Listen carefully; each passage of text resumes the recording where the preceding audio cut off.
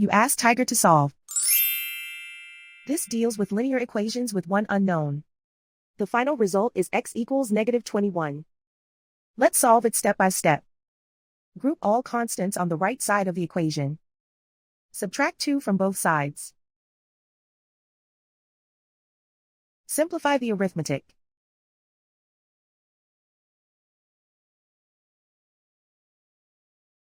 Isolate the x. Multiply both sides by inverse fraction 3/2. Group like terms.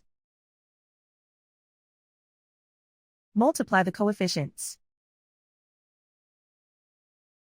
Simplify the fraction. Multiply the fractions. Simplify the arithmetic. And so the final result is x equals -21.